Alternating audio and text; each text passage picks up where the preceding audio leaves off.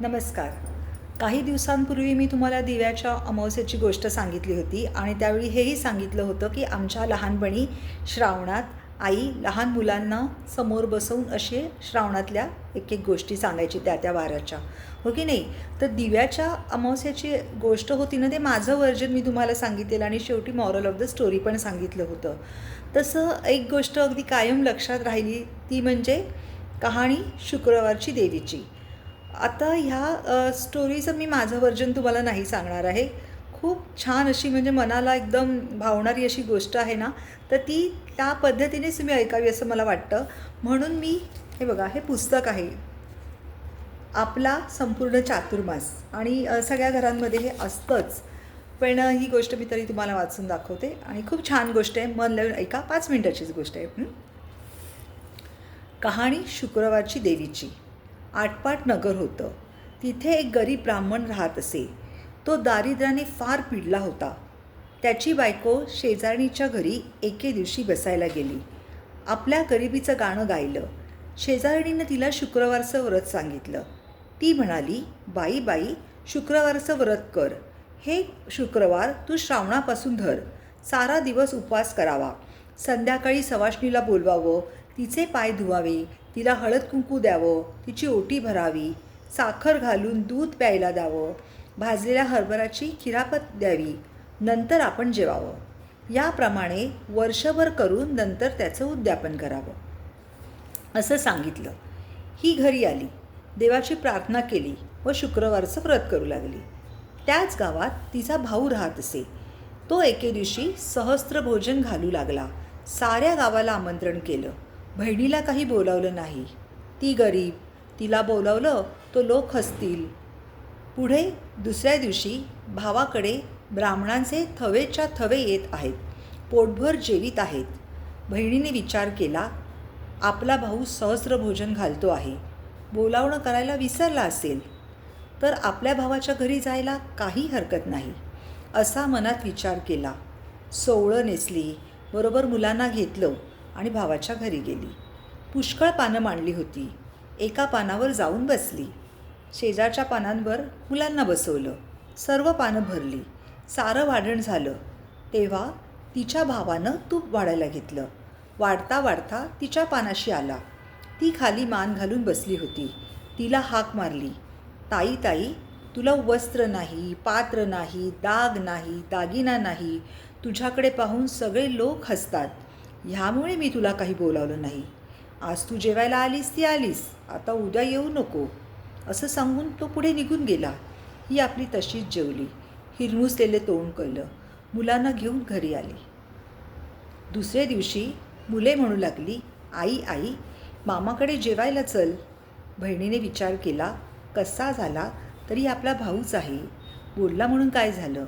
आपली गरिबी आहे तर आपल्याला ऐकून घेतलंच पाहिजे. आजचा दिवस आपला बाहेर पडला तितकाच फायदा झाला असं म्हणून त्याही दिवशी ती भावाकडे जेवायला गेली. भाऊ तूप वाढता वाढता तिच्या पानाशी आला. ती खाली मान घालून बसली होती. तिला हाक मारली, ताई ताई, भिकारडी ती भिकारडी, आणि सांगितलेलं ऐकत नाहीस. तू जेवायला येऊ नको म्हणून कालच सांगितलं, तरी आज आपली डुकरिणीसारखी पोरं घेऊन आलीस. तुला लाज कशी नाही वाटली?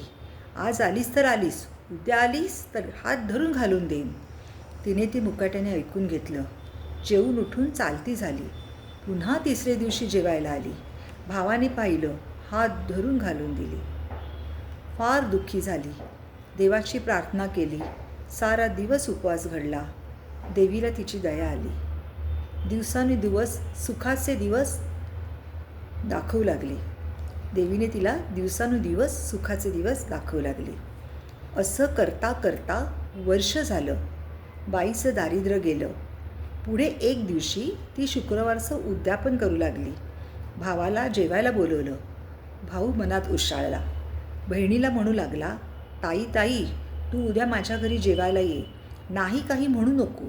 तुझ्या घरी काही जेवू नको. उद्या तू आली नाहीस तर मी काही तुझ्या घरी येणार नाही. बहिणीने बरं म्हटलं. भावाच्या मनातलं कारण जाणलं. दुसऱ्या दिवशी लवकर उठली. वेणीफणी केली. दागदागिने ल्यायली.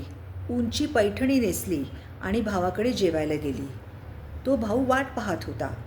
ताई आली तशी तिचा हात धरला, पाटावर बसवलं, पाय धुवायला ऊनून पाणी दिलं, पाय पुसायला फडकं दिलं. इतक्यात जेवायची पानं वाढली.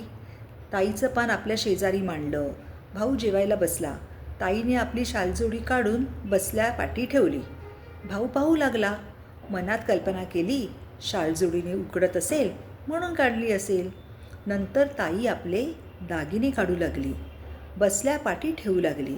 भावाने विचार केला, जड झाले दागिने म्हणून काढत असेल. नंतर ताईने भात कालवला. मोठासा घास केला व तो उचलून सरीवर ठेवला. भाजी उचलून ठुशीवर ठेवली. लाडू उचलून चिंचपेटीवर ठेवला. जिलेबी उचलून मोत्याच्या पेंड्यावर ठेवली. भावाने विचारले, ताई ताई हे काय करतेस? ती म्हणाली, दादा मी करते हेच बरोबर आहे. जिला तू जेवायला बोलवलंस तिला मी भरवत आहे. भावाला काही समजेना. त्याने तिला पुन्हा सांगितलं, अगं ताई तू आता तरी जेव तरी. तिने सांगितलं, बाबा हे माझं जेवण नाही, हे लक्ष्मीचं जेवण आहे. माझं जेवण होतं ते मी सहस्त्रभोजनाच्या दिवशी जेवले.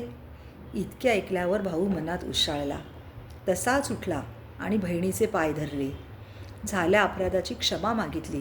बहिणीने क्षमा केली. नंतर दोघंजणं जेवली. मनातली अढी काढून टाकली. दोघांनी देवीचे आभार मानले. भाऊ बहिणीकडे जेवायला गेला. तिला आनंद झाला. देवीनं जसं तिला समर्थ करून आनंदी केलं तसं तुम्हा आम्हा करू. ही 60 उत्तरांची कहाणी 5 उत्तरी सुफळ संपूर्ण. इतकी सुंदर कथा, त्याच्याविषयी मी काहीच नाही बोलू शकत. खूप छान. आणि जेव्हा लहान मुलं ही कथा आपल्या आईच्या तोंडून ऐकतात ना, तेव्हा आत्मसन्मानाचं जे बाळकडू त्यांना मिळतं ना, ते आयुष्यभर पुरतं. अशा व्यक्तीला मोठं झाल्यावर कितीही कोणी प्रलोभनं दाखवली तरी तो आपला आत्मसन्मान कधीच गहाण ठेवत नाही. Thank you very much.